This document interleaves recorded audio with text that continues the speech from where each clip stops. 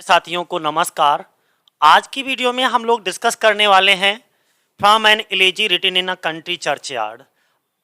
अगर हम इलेजी रिटन इन अ कंट्री चर्चयार्ड की बात करते हैं तो सबसे पहले तो यही समझ लो कि इलेजी का मतलब क्या होता है। तो इलेजी का मतलब होता है सैड सॉन्ग।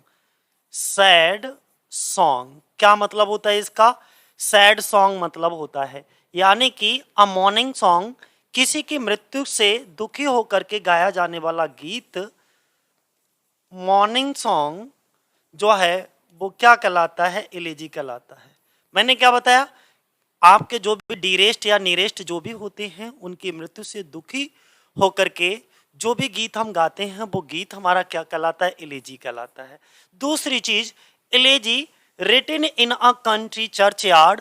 जब राइटर ने इस इलेजी को लिखा था तो ये ओरिजिनल टाइटल इनका नहीं था, बल्कि रिटन के स्थान पर क्या शब्द था? रोट वर्ड था। क्या था भाई? Wrote. Elegy wrote in a country churchyard. Country एक देहात के लिए बोलते हैं। यहां पर कंट्री का मतलब देश नहीं होगा, यहां पर कंट्री का मतलब देश नहीं होगा, बल्कि क्या होगा? देहाती एरिया यानी कि देहात। हम रूरल बोल सकते हैं इसको, ठीक है। और चर्चयार्ड हम किसको कहते हैं? कब्रिस्तान के लिए कहते हैं। चर्चयार्ड क्या होता है? हमारा कब्रिस्तान। इसी को हम ग्रेवयार्ड भी बोलते हैं। क्या बोलते हैं?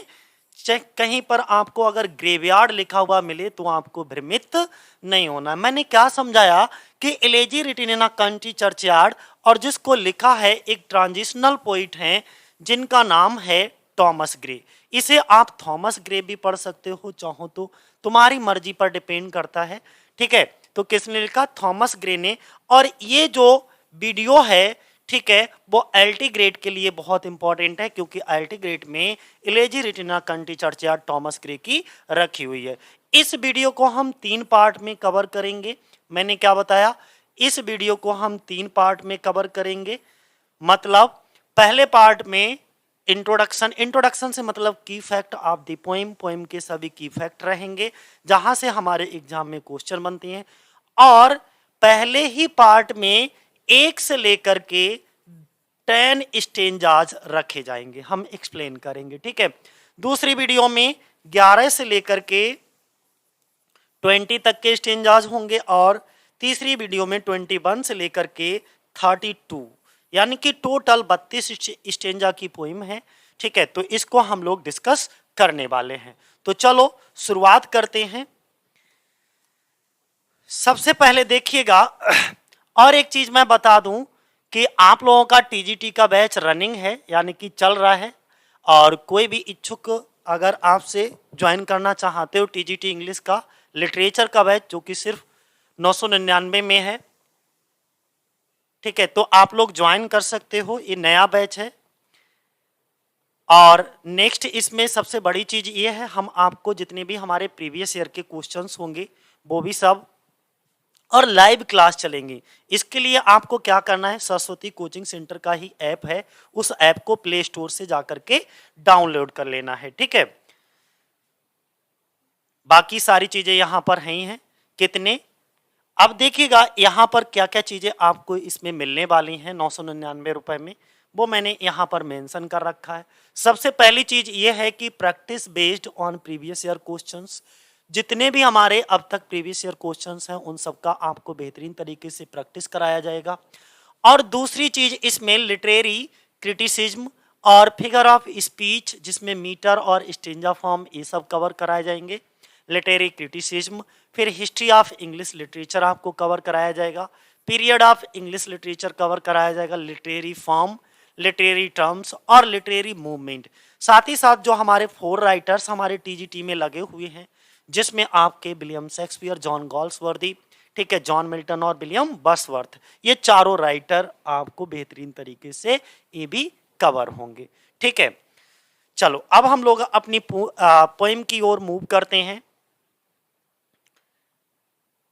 पोएम में सबसे पहले, पोएम को पढ़ने से पहले इसके एग्जाम पॉइंट समझ लीजिएगा। मैंने क्या बताया, इसमें यहां से खूब क्वेश्चन पूछे जाएंगे। सबसे पहले समझिएगा कि इस पोएम को, 1 मिनट भाई, हाँ अब ठीक है।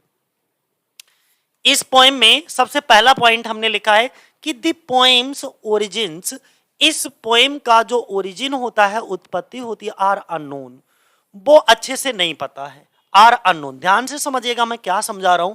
बट लेकिन इट वाज पार्टली इंस्पायर्ड, लेकिन इसका कुछ आंशिक रूप से इंस्पायर्ड है किससे?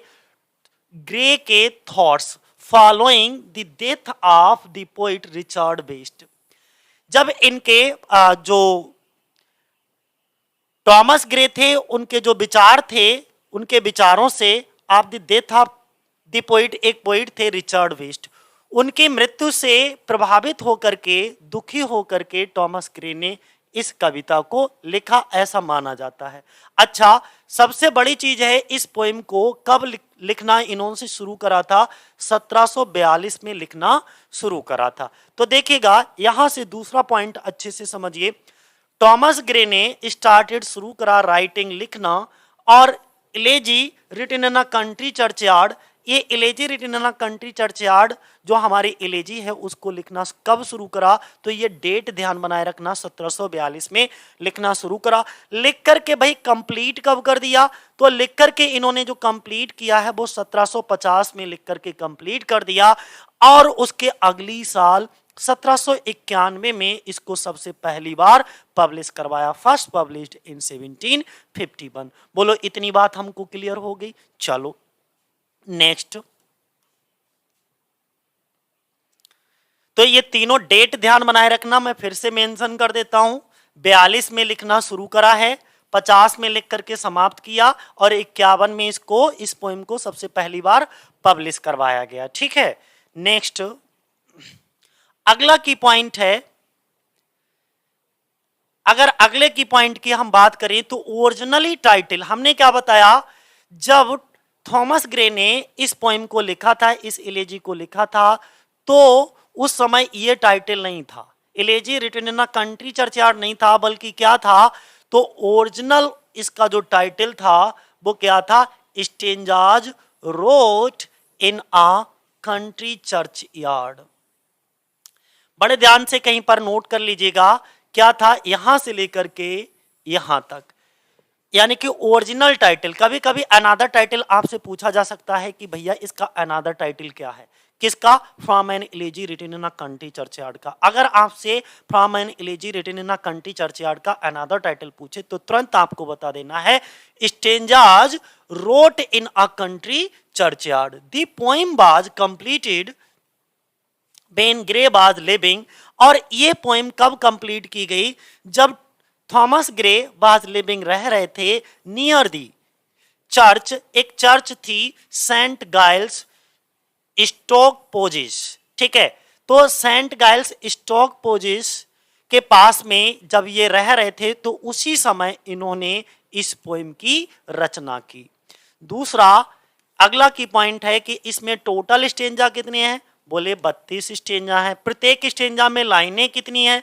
तो प्रत्येक स्टेंजा में 4 लाइनें हैं। इतनी बात समझ में आ गई।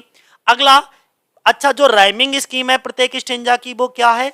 ए बी है, यानी कि पहली लाइन जो राइम करेगी वो तीसरी से, और दूसरी राइम करेगी वो किससे? चौथी से राइम करेगी। तो राइमिंग स्कीम क्लियर हो गई। अब अगला देखो, इसमें आइम्बिक पेंटामीटर का यूज किया गया है, यानी कि इस पोएम में कौन से मीटर का यूज किया गया है?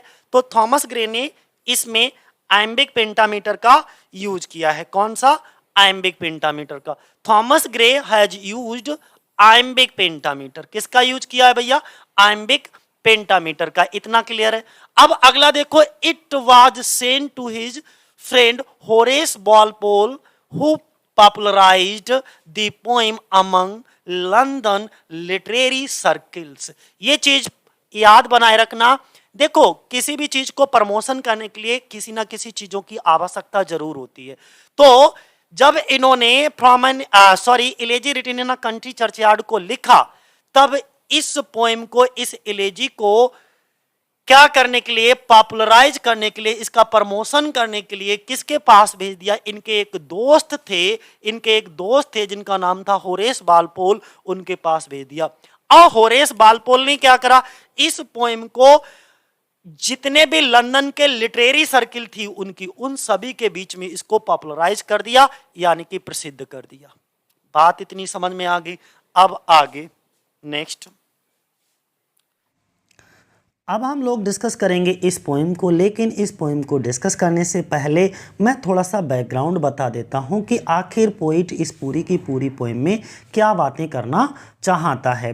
एक्चुअली है क्या कि एक शाम का वक्त है और जो पोइट है वो गांव के ही एक कब्रिस्तान, चाहे तो उसे कब्रिस्तान कहो, इंग्लिश में चर्चयार्ड, ग्रेवयार्ड, कुछ भी बोल सकते हो, वो कब्रिस्तान में बैठा हुआ है। अब कब्रिस्तान में क्या होगा, कब्रें ही कब्रें होंगी, तो उसके सामने गांव के गरीब और अनजान लोगों की कब्रें बनी हुई हैं। गरीबी और अभाव के कारण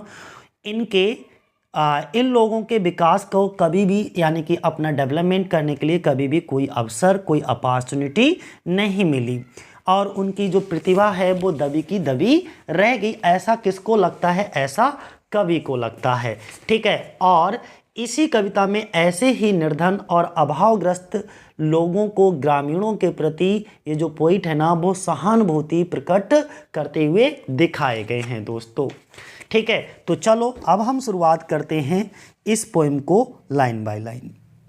स्टेंजा नंबर 1 की पहली लाइन में बताया गया है कि the curfew tolls, the curfew का मतलब होता है घंटी, टोल्स मीन्स बजती है, द नेल, नेल का मतलब वह घंटी जो किसी के मरने पर चर्च में बजाई जाती है। आप पार्टिंग डे, पार्टिंग डे का मतलब होता है विदा लेता हुआ दिन या समाप्त तो हो गया। जो दिन है वो मुदने वाला है, दिन है जो समाप्त हो रहा है। मतलब ये हुआ कि चर्च में शाम को बजने वाली घंटी विदा होते हुए दिन की सूचना दे रही हैं। जब वो घंटी बजती हैं तो पता लगता है कि दिन समाप्त होने वाला है। जो बाहर किसान जो है काम कर रहे होते हैं उन्हें भी पता लग जाता है। अगली लाइन में कहा गया है द लोइंग हर्ड, लोइंग का मतलब होता है रंभाते हुए, हर्ड मीन्स होता है पशुओं का झुंड, यानी कि ग्रुप ऑफ कैटल कहते हैं। बिंड का मतलब होता है हवा, स्लोली मीन्स धीरे धीरे, ओवर मीन्स के ऊपर, दी ली, ली का मतलब होता है बंदरगाह, सॉरी चरगाह, क्या बोलते हैं, चरगाह। दीप, अब इसका मतलब क्या हुआ कि रंभाते हुए जो पशु हैं या रंभाते हुए जो पशुओं का झुंड है वो धीरे धीरे चरगाह पर चल रहा है। चरगाह से मतलब वही जो घास का मैदान है उसके ऊपर चल रहा है। और तीसरी लाइन में कहा गया दी प्लोमैन, प्लोमैन का मतलब होता है हल चलाने वाला, यानी कि किसान। होमवर्ड का मतलब होता है घर की ओर, प्लॉड्स का मतलब कदमों से, हिज मीन्स अपने, बेरी का मतलब थके हुए, बे मीन्स रास्ते पर। तो यहाँ पर देखो एक शब्द आया है बेरी बे, बेरी बे में कौन सा फिगर ऑफ स्पीच है, कहीं पर नोट डाउन कर लीजिएगा, ट्रांसफर्ड एपिथेट। कौन सा, ट्रांसफर्ड एपिथेट। क्यों है समझो, देखो यहाँ पर जो बेरी एडजेक्टिव है, बेरी एडजेक्टिव कहाँ पे लगा होना चाहिए, प्लोमैन के आगे लगा होना चाहिए, ठीक है। तो यहाँ पर, और जबकि इन्होंने लगा कहाँ दिया है, बे के आगे। इसका मतलब थका हुआ कौन है, थका हुआ तो किसान है ना कि रास्ते। और यहाँ पे कह रहा है रास्ते थके हुए, नहीं, रास्ते कभी नहीं थकते, रास्ते पर चलने वाला किसान थका हुआ है। तो इस एडजेक्टिव को बे के आगे ट्रांसफ़र कर दिया है, इसीलिए इस लाइन में क्या है, ट्रांसफ़र एपिथेट है। अर्थात मतलब ये हुआ कि थका हुआ हल चलाने वाला किसान धीरे धीरे घर की ओर जा रहा है। और फिर लास्ट लाइन में देखो, एंड लीव्स, छोड़ रहा है दी वर्ल्ड, दुनिया को, to darkness and to me, ठीक है। लीव्स का मतलब होता है छोड़ना, दी वर्ल्ड, दुनिया को, टू डार्कनेस मीन्स अंधेरा, एंड टू मी, मेरे लिए, और इस संसार को अंधकार के लिए और मेरे लिए छोड़ रहा है। मतलब ये हुआ कि यहाँ पर सिर्फ इतनी बात कही गई है कि गिरजाघर से बजने वाली जो घंटियां बजने की आवाज़ सुनाई पड़ती है, इससे पता चलता है कि दिन समाप्त हो गया और रात आने वाली है। पशु रंभाते हुए घर की ओर चल पड़े हैं। दिन भर के परिश्रम से थका हुआ किसान भी अब धीरे धीरे घर की ओर लौट रहा है। कब्रिस्तान में अंधेरा छा गया है, अब वहाँ अंधकार और कवि के अतिरिक्त और कोई भी नहीं है, ठीक है। अब देखो हम लोग डिस्कस करेंगे अगला stanza. Now fades the glimmering landscape of sight.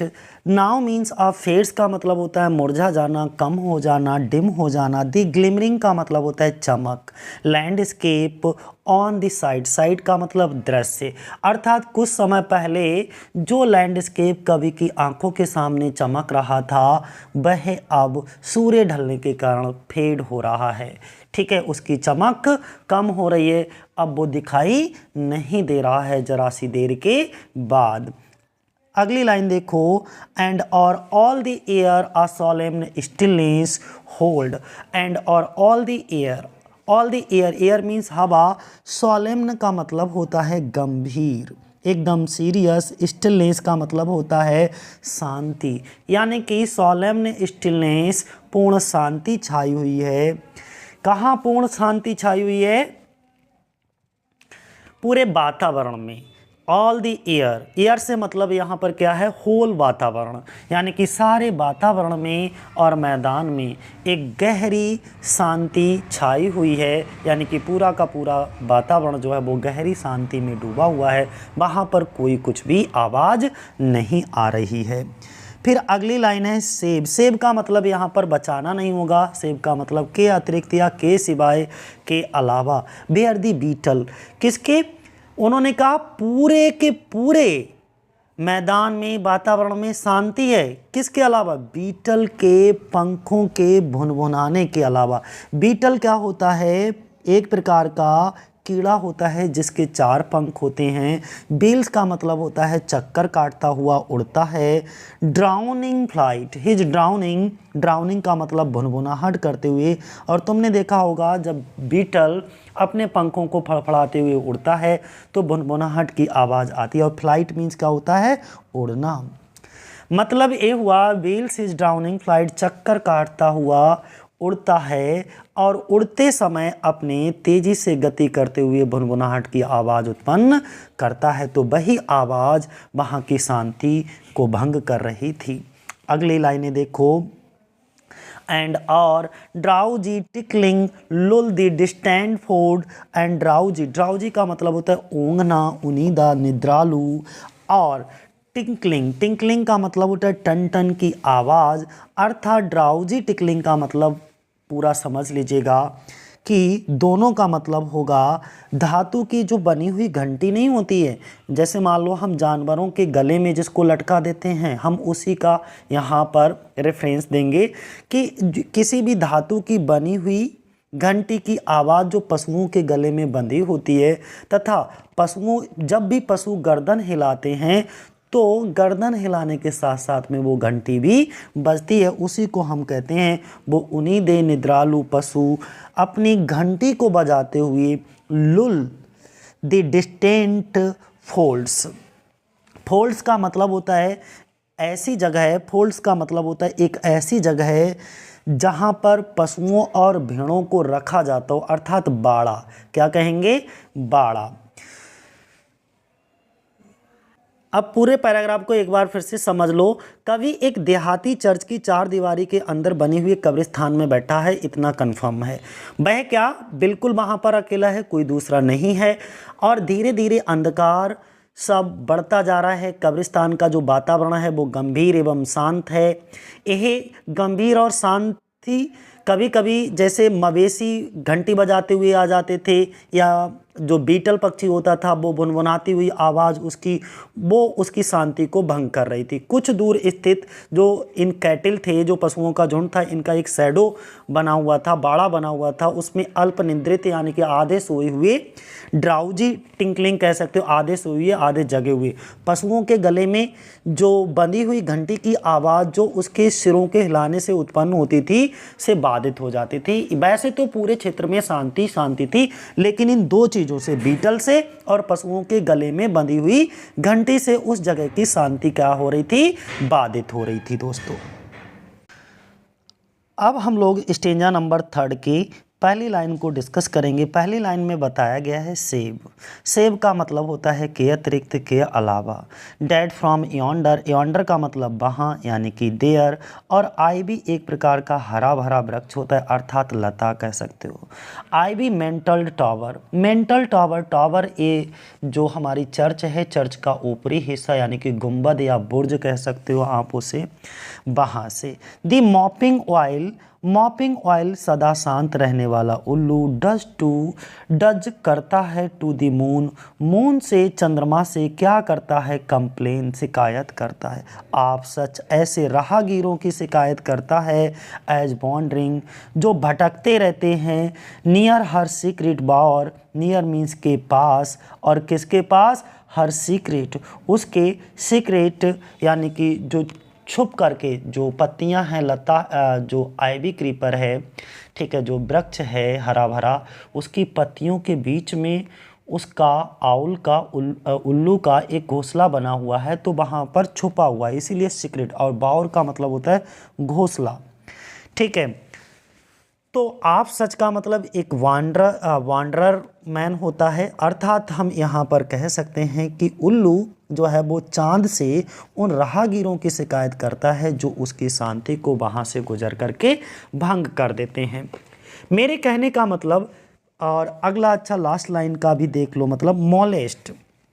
एक शब्द आया है मोलेस्ट। मोलेस्ट का मतलब होता है कि disturb the place and loneliness, कोई भी शांति को भंग कर दे तो उसे हम कहते हैं मोलेस्ट कर देना। मोलेस्ट हर एंसेंट, उसकी प्राचीन। Solitary rain. सॉलिटरी रेन का मतलब होता है एकांतवास को, एकांत राज्य को, यानी कि अपनी पुरानी आदत के अनुसार जो आउल होता है, उल्लू होता है, वो जंगल के अंदर ऐसे एकांत स्थान पर रहना चाहता है, लेकिन ये जो आने जाने वाले राहगीर हैं वो उसकी एकांत की शांति को भंग कर रहे हैं।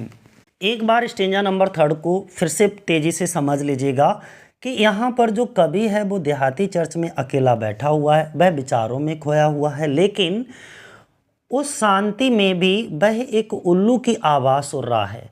किसकी आवाज़ सुन रहा है? उल्लू की आवाज़ सुन रहा है। यानी कि वहाँ पर देखो, पहले पैराग्राम में किसकी आवाज़ आ रही थी? बीटल की आवाज़ आ रही थी जो कि उस शांति को भंग कर रही थी। इसके बाद जो है वापस लौटते हुए पशुओं के झुंड, जो पशुओं का झुंड था, उनके गले में बंधी हुई जो घंटियां थीं, घंटियों के बजने की आवाज़ आ रही थी, उससे वो शांति भंग हो रही थी। अब इस पैराग्राफ में बताया है कि एक उल्लू है और उल्लू के बोलने की आवाज़ आ रही है, लेकिन वो उल्लू कहाँ से बोल रहा है? आईवी मेंटल टावर से। और ये उल्लू क्यों बोल रहा है, क्यों ये आवाज़ कर रहा है? तो कवि को ऐसा लग रहा है जैसे कि ये किसी की शिकायत कर रहा हो। किसकी? किसी पथिक की। और यहाँ पर जो पथिक बोला है वो कवि ने खुद के लिए बोला है, अपने आप को। यानी कि जैसे कि ये उल्लू जो है ना, वो किसी पथिक की चंद्रमा से शिकायत कर रहा हो, कंप्लेन कर रहा हो। तो बात समझ में आ गई। क्या कहा गया है कि गिरजाघर के अहाते का वातावरण भी बिल्कुल क्या है?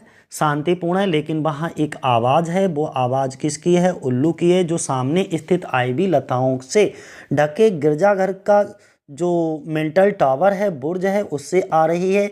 वहाँ पर एक असंतुष्ट उल्लू चंद्रमा से कवि की शिकायत कर रहा है। क्या कर रहा है? कवि उसके छिपे हुए घोंसले के आसपास घूम रहा है, और इस प्रकार पुराने ज़माने से चले आ रही बुर्ज पर उसके शासन करने की अधिकार, यानी कि उसकी जो शांति है वो भंग हो रही है। ठीक है, अब हम लोग डिस्कस करेंगे स्टेंजा नंबर 4 की पहली लाइन को।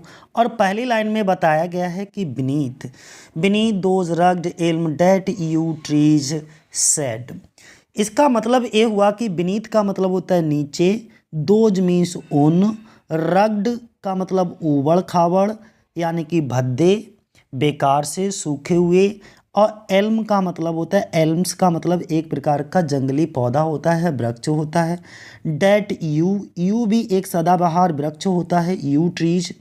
और इन एल्म और यू ट्री की छाया के नीचे। तो इस लाइन में दो तरीके के वृक्षों का जिक्र किया गया है, एक एल्म के वृक्ष का जिक्र किया गया और दूसरा यू ट्रीज की। और शेड मीन्स क्या बताया हमने? इनकी छाया के नीचे। अब छाया के नीचे बना क्या हुआ है, ध्यान से समझिएगा। भेड़, जहाँ पर हीव्स का मतलब होता है टीले, ओके, या कह सकते हो आप न, यानी कि सूखी घास कह सकते हो। टर्फ मीन्स, हीव्स मीन्स तो बता दिया मैंने टीला, टर्फ मीन्स क्या होता है? सूखी घास।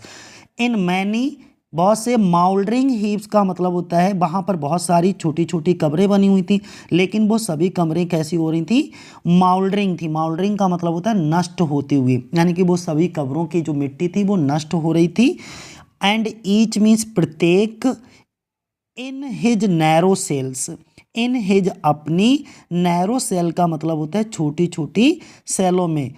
सेल यहाँ पर कब्रों के लिए बोला गया है। फॉर एवर लेड, हमेशा हमेशा के लिए, लेड का मतलब लेटे हुए थे। मरने के बाद व्यक्ति जो है वो अपने छोटे छोटे कमरों में जा कर के हमेशा के लिए सो जाता है। और जो नैरो सेल्स, जो छोटी छोटी कमरे बोला गया है, वो किसके लिए? कब्रों के लिए बोला है। दी, और इन नैरो नैरो सेल्स में जो हमेशा के लिए लेटे हुए हैं, कौन लेटा हुआ है?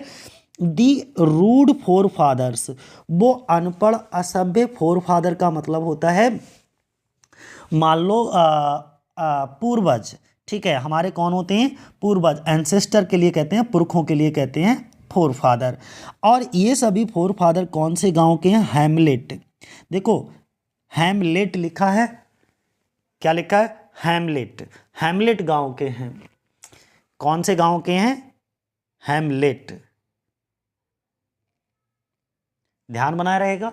शेक्सपियर का एक प्ले भी है, और सर में लगाने वाला कहीं गलती मत कर देना, वो हेलमेट होता है। जो सर में लगाते हैं वो हेलमेट होता है, ये हैमलेट है, ठीक है। और हैमलेट शेक्सपियर का एक ट्रेजेडी भी है, ठीक है। तो दी हैमलेट स्लीप, और यहाँ पर इस कविता में हैमलेट क्या है? एक छोटा सा गांव है, और स्लीप मीन सोए हुए। तो इस पूरी लाइन में ये बताया गया है कि इन छोटी छोटी नैरो सेल्स में जो हमेशा के लिए सोए हुए हैं, वो कौन सोए हुए हैं? हैमलेट गांव के फोर फादर सोए हुए हैं। फोर फादर का मतलब मैंने क्या बताया था आप लोगों के लिए? पूर्वज, ठीक है। कौन होते हैं ये? पूर्वज। यानी कि पुराने देवदार के वृक्षों के नीचे उस सदाबहार वृक्ष की छाया में, जहां घास जड़ी मिट्टी स्थान स्थान पर उभर आई है, और इस छोटे से गांव के पुरखे अपनी छोटी छोटी कब्रों में पड़े हुए सो रहे हैं। मतलब प्यारा सा है। यहाँ पर बड़े ध्यान से समझिएगा कि कवि हमको बताते हैं कि किस प्रकार साधारण लोग अत्यधिक साधारण कब्रों में पड़े हुए हैं। कवि के सामने क्या क्या देखने को मिला? कुछ जंगली पेड़ मिले, इनमें दो पेड़ों के नाम ध्यान रखना, एल्म ट्री और यू ट्री, यानी कि कुछ सदाबहार के पेड़ हैं। उन पेड़ों के नीचे छोटी छोटी कब्रें हैं। ये कब्रें नष्ट हो रही हैं, स्थान स्थान पर सतह पर ऊपर के लिए उभर आई, यानी कि टीले के समान बन गई हैं। ये कब्रें कहाँ हैं? छोटे से गांव के रहने वाले, जो हैमलेट गांव के रहने वाले सीधे साधे निरक्षर पुरखों की हैं, ठीक है। ध्यान बनाए रखना। नेक्स्ट 5वां स्टेंजा देखो। The breezy call of incense the breathing मॉन। दी ब्रीजी का मतलब होता है ठंडी ठंडी, कॉल ऑफ इंसेंस सुगंधित, ब्रीदिंग हवा, मॉन का मतलब है यहाँ पे मॉर्निंग। दी सालो, सालो होता है अबाबील के, ट्विटरिंग उसके चहचहाने की आवाज़। कहाँ से आ रही है ये चहचहाने की आवाज़? फ्रॉम दी स्ट्राबोल्ड शेड, घास फूस की बुल्ट मीस बने हुए, शेड मीस घोंसले में से। तो इस अबाबिल की जो आवाज़ है वो घास फूस के बने हुए घोंसले में से आ रही है, और सुबह की जो हवा है मॉर्निंग की, वो बहुत ही सुगंधित प्यारी चल रही है। अब इसकी तीसरी लाइन में दी कॉक, कॉक का मतलब होता है मुर्गे की, सिरिल मीन्स तीखी, क्लेरियन, क्लेरियन का मतलब होता है आवाज़, और अथवा दी इकोइंग हॉर्न, इकोइंग का मतलब होता है गूंजती हुई हॉर्न, एक प्रकार का हॉर्न समझ लो, ये भी आवाज़ है। नो मोर सेल, अब इनको नहीं, नो मोर सेल राउज, इनको नहीं उठा पाएगा। राउज मीन्स उठा पाएगा, दे मीन्स इन लोगों के लिए। किन लोगों के लिए? जो लोग इन कब्रों में हमेशा के लिए सोए हुए हैं। कहाँ से नहीं उठा पाएगा?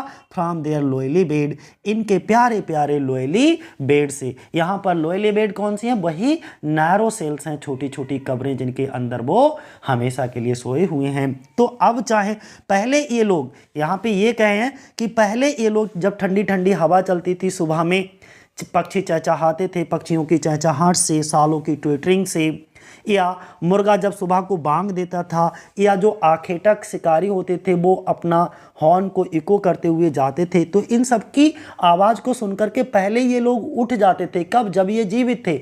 लेकिन अब ये इन कब्रों में से सोए हुए हैं।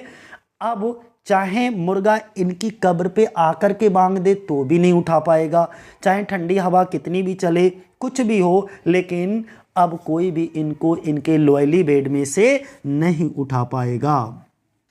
पहली लाइन का इसमें मतलब ये हुआ कि सुगंधित प्रातःकाल की सुखद हवा मानो सबको जगाती है। अबाबील, दूसरी लाइन देखो, अबाबील अपने तिनकों से बने घोंसले में चहचहाती है। तीसरी लाइन में मुर्गा जो है वो तीखी आवाज़ में बांग देकर जगाता है।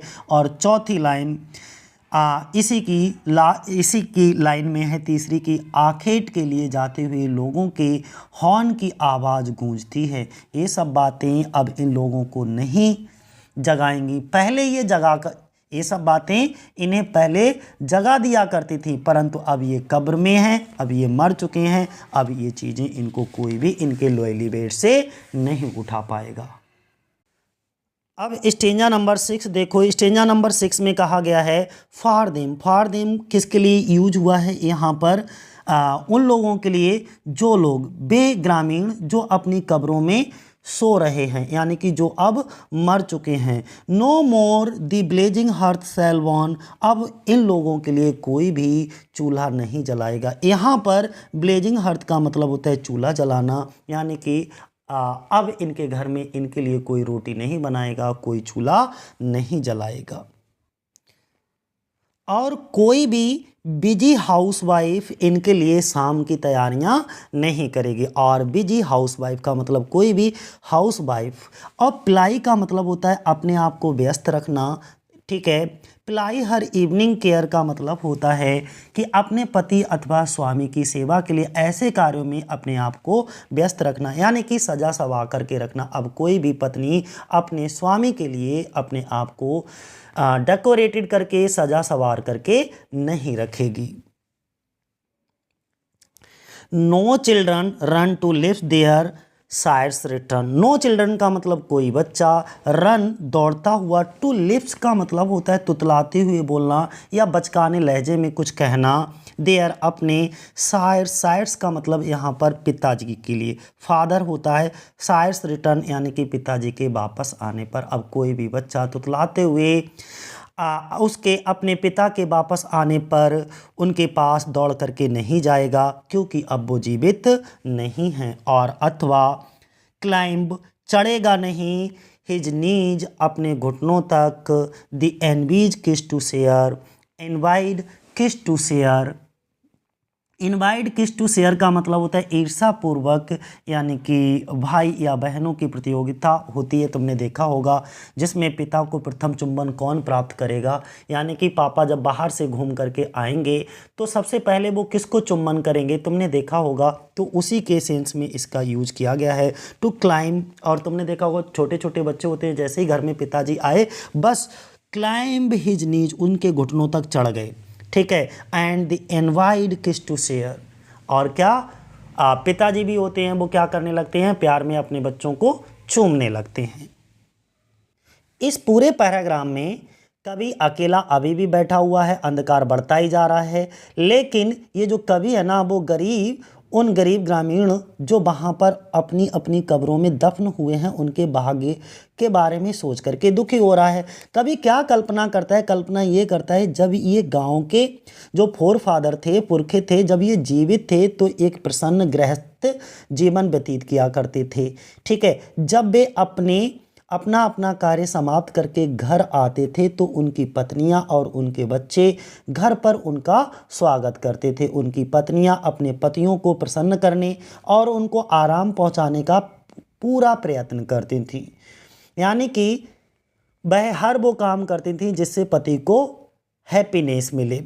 वह उनके तापने के लिए आग जलाती थीं, भोजन तैयार करके उनकी उत्सुकता से प्रतीक्षा करती थीं भोजन तैयार करने के लिए। और इसी प्रकार उनके बच्चे भी बड़े प्रेम और स्नेह से अपने पिता के घर वापस आने की प्रतीक्षा करते थे।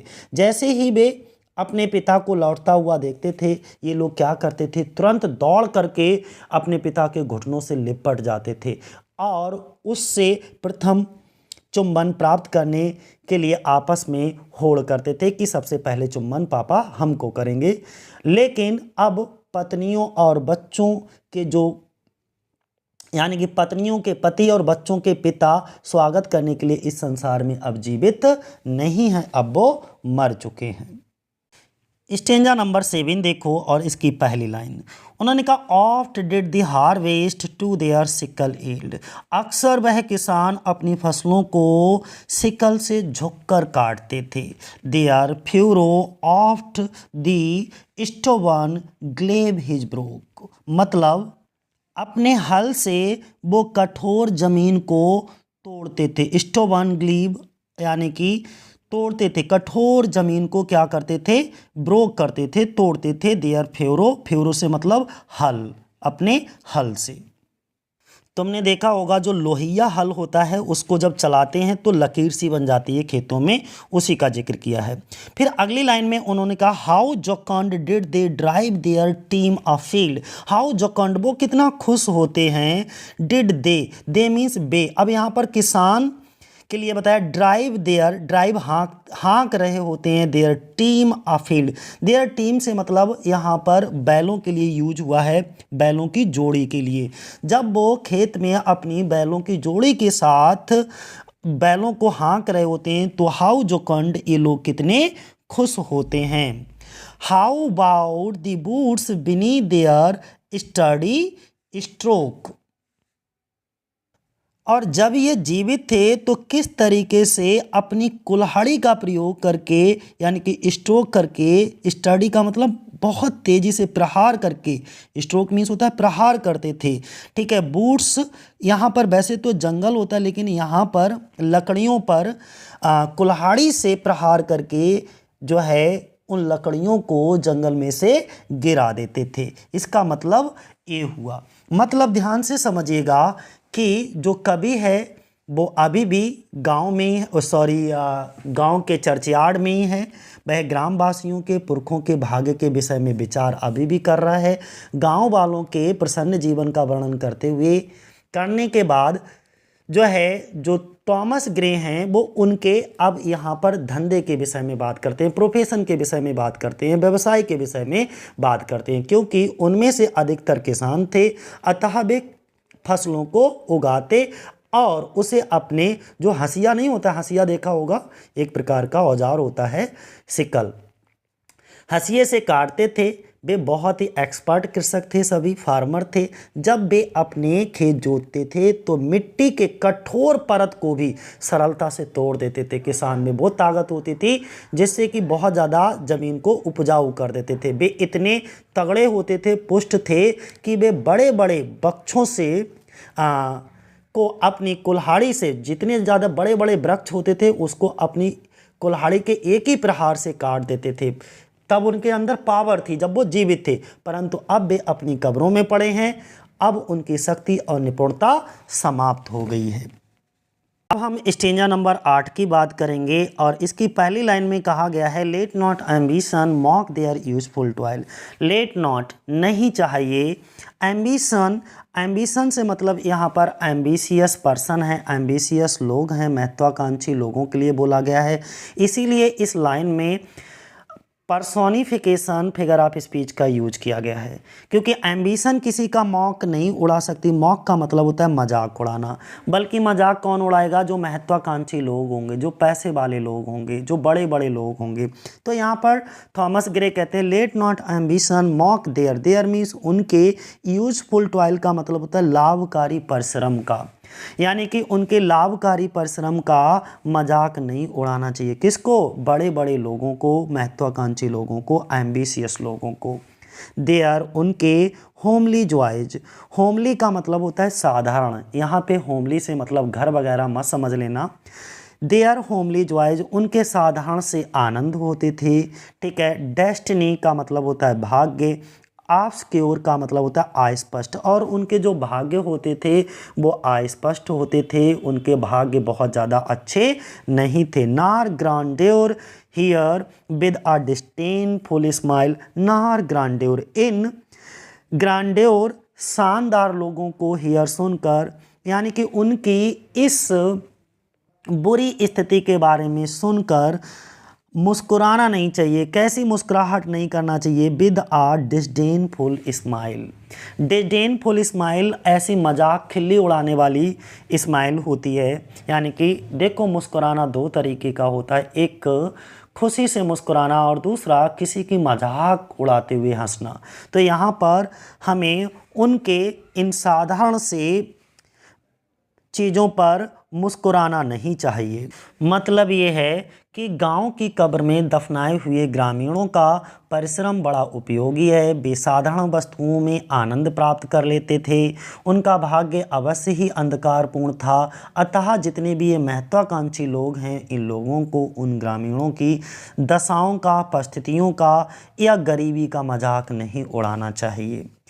धनी और ठाट बाट, जो धनी लोग हैं, जो ऊंचे ठाट बाट में रहते हैं, इन लोगों को गांव के गरीब और भोले भाले व्यक्तियों की जीवन गाथा को घृणा भरी मुस्कुराहट के साथ नहीं सुनना चाहिए।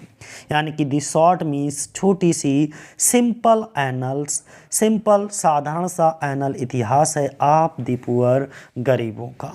यानी कि इन गरीबों के इन साधारण सिंपल इतिहास पर जो है इनको मुस्कुराना नहीं चाहिए और मुस्कुराहट के साथ इनको सुनना नहीं चाहिए। क्या? इनकी इन भोले भाले गरीब व्यक्तियों की जीवन गाथा को।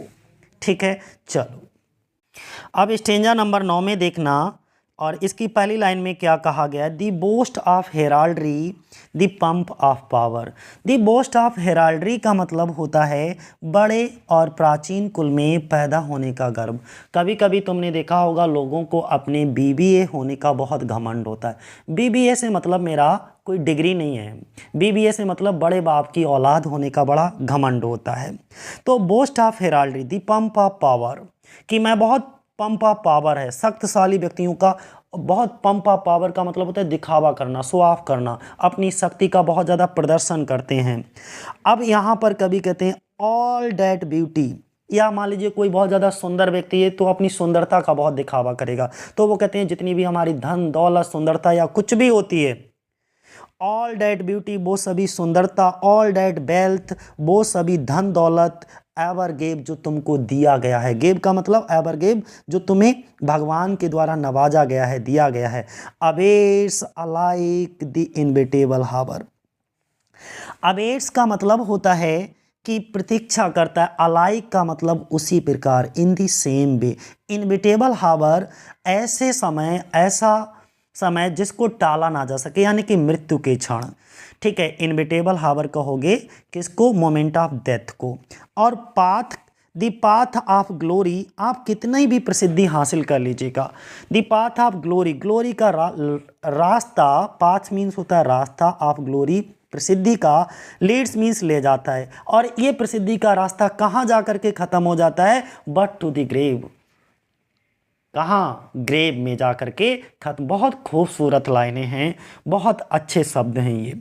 ठीक है, मन में बसाने लायक। यहाँ पर कवि सिर्फ इतनी सी प्यारी बात करते हैं, वो यही कहते हैं कि दूत बड़े आदमियों का गुणगान करते हैं, शक्ति की अपनी शान होती है, परंतु ए तथा बे जो कुछ भी या जो कोई भी सौंदर्य या धन से आपको कुछ भी प्राप्त हुआ, मान लीजिए आपको भगवान ने बहुत ज़्यादा सुंदर बनाया, बहुत ज़्यादा धन दौलत दिए, कुछ भी भगवान के द्वारा प्राप्त हुआ, सब कुछ समान रूप से एक दिन, जिस दिन आपकी मृत्यु हो जाएगी, ठीक है, उस दिन ये सारी चीज़ें समाप्त हो जाएंगी। प्रसिद्धि और सम्मान का मार्ग भी केवल कब्र की ओर ही ले जाता है, और कब्र में जाकर के ये सब कुछ समाप्त हो जाता है। मेरे कहने का मतलब बहुत सीधा सा है और सिंपल सा है, मैं कहूँगा ज़रूर। इसमें सिर्फ इतनी सी बात कही गई है कि ये जो ऊंचे कुल में जन्म लेने के कारण जो कुलीनता पर सेखी बखारने वाले लोग होते हैं, शक्ति पर अपना गर्व करने वाले लोग होते हैं, या सुंदर व्यक्तित्व वाले व्यक्ति होते हैं, या धन के बल पर मनचाही वस्तुएं प्राप्त करने कर अपनी शान बढ़ाने वाले सभी व्यक्तियों की प्रतीक्षा एक जैसा अंत होता है। अर्थात चाहे कोई, चाहे अमीर हो, गरीब हो, छोटा हो, बड़ा हो, ऊंच हो, नीच हो, कुछ भी हो, सबका एक जैसा अंत होता है, अर्थात मृत्यु सबको आती है। ठीक है, और आपने कितने भी नाम कमाया हो इस दुनिया में, सभी का प्रसिद्धि, नाम, सभी मार्ग ये जितने भी हमारे टोटल पूरे जीवन भर में जितने भी हम कार्य करते हैं, जितनी भी एक्टिविटी करते हैं, ये सारी एक्टिविटी के सारे रास्ते कब्र की ओर ले जाते हैं। आशय ये है कि मृत्यु से आज तक कोई नहीं बच सकता, मृत्यु सबको आनी है। ठीक है,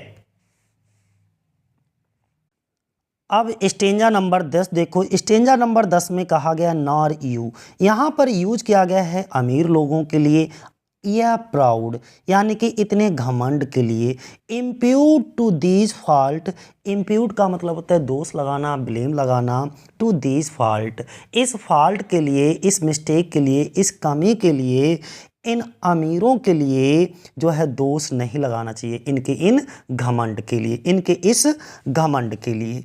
अगली लाइन देखो,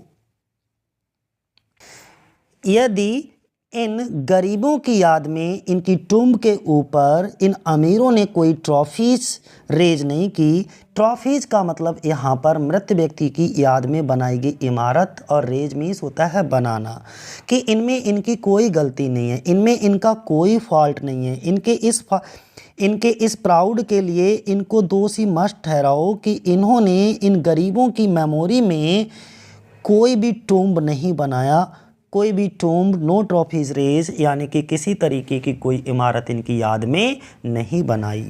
अगला, where through the long drawn aisle, aisle का मतलब होता है गलियारे, ठीक है, गैलरीज के लिए बोलते हैं। And fretted Boult, fretted Boult का मतलब लिख लो डेकोरेटेड रूफ के लिए सजाई गई छतें नहीं होती हैं, उनको हम फ्रेटेड बाउल्ट कहते हैं।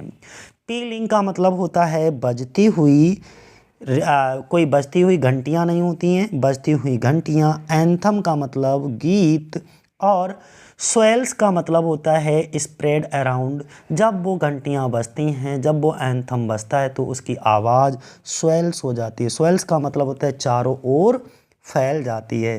दी note of praise, the note of praise का मतलब होता है, नोट मीन्स गीत ऑफ प्रेज, प्रशंसा में गाया हुआ।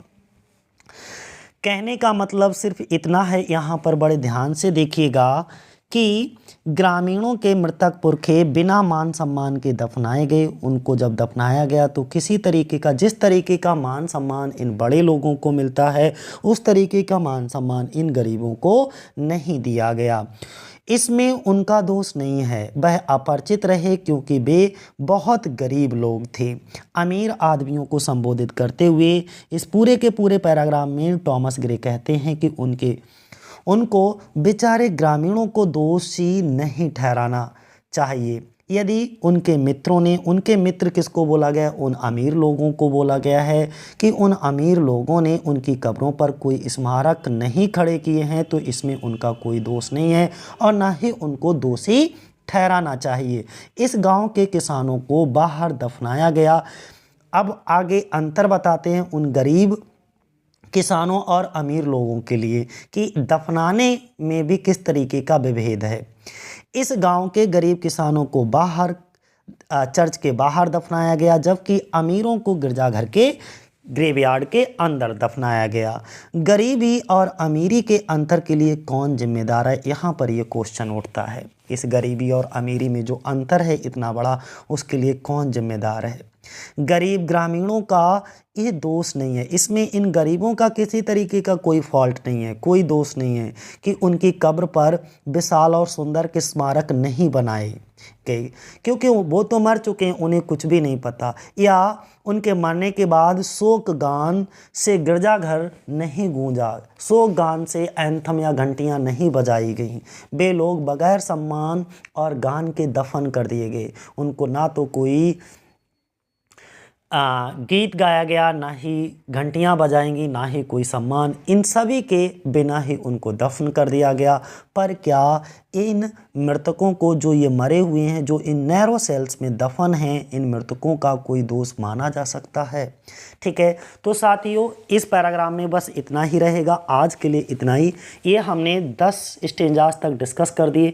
अगर पूरी पोइम एक साथ डिस्कस करेंगे बहुत लंबी पोइम हो जाएगी, तो ये पूरी पोइम हम 3 पार्ट में डिस्कस करेंगे, 10-10 स्टेंजा करके, और टोटल 32 स्टेंजा हैं, तो लास्ट वाली वीडियो में 12 स्टेंजा कर देंगे। ठीक है, तो आज के लिए इतना ही साथियों। जय हिंद, जय भारत।